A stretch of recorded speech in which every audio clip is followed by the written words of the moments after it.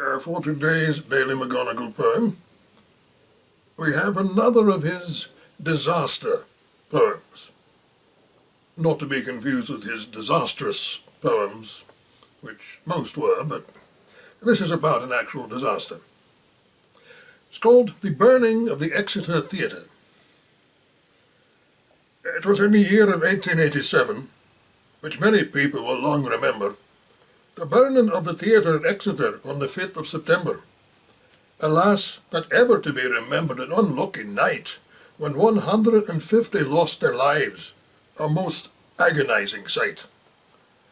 The play on this night was called Romany Rye, and in Act 4, Scene 3rd, fire, fire was the cry. And all in a moment flames were seen issuing from the stage. Then the women screamed frantically like wild beasts in a cage. Then a panic ensued, and each one felt dismayed, and from the burning building a rush was made, and soon the theatre was filled with blinding smoke, so that the people their way out had to grope. The shrieks of those trying to escape were fearful to hear, especially the cries of those who had lost their friends most dear. Oh, the scene was most painful in the London Inn Square, to see them wringing their hands and tearing their hair. And as the flames spread, great havoc did they make, and the poor souls fought heroically in trying to make their escape. Oh, it was horrible to see men and women trying to reach the door, but in many cases death claimed the victory, and their struggles were o'er. Alas, 'twas pitiful the shrieks of the audience to hear, especially as the flames to them drew near, because on every face were depicted despair and woe, and many of them jumped from the windows into the street below.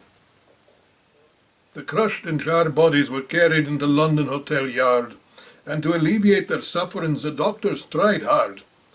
But alas, the attendance on many was thrown away, but those that survived were conveyed to Exeter Hospital without delay. And all those that had their wounds dressed proceeded home, accompanied by their friends, and making a loud moan, while the faces and necks of others was sickening to behold, enough to chill one's blood, and make the heart turn cold.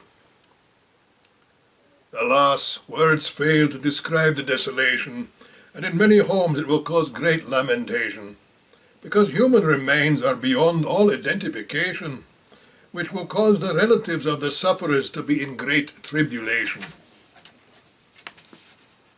Oh, heaven, it must have been an awful sight, to see the poor souls struggling hard with all their might, fighting hard their lives to save, while many in the smoke and burning flame did madly rave. It was the most sickening sight that ever anybody saw, human remains beyond recognition, covered with a heap of straw, and here and there a body might be seen, and a maimed hand, oh, such a sight that the most hard-hearted person could hardly withstand. The number of people in the theatre was between 7,000 and 8,000, but alas, 150 by the fire have been found dead, and the most lives were lost on the stairs leading from the gallery, and these were roasted to death, which was sickening to see. The funerals were conducted at the expense of the local authority, and 2 hours and more elapsed at the mournful ceremony, and at one grave there were 2,000 people, a very great crowd, and most of the men were bareheaded and weeping aloud. Alas, many poor children have been bereft of their fathers and mothers, who will be sorely missed by little sisters and brothers.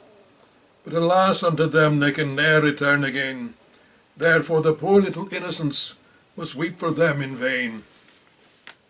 I hope all kind Christian souls will help the friends of the dead, especially those that have lost the winners of their bread.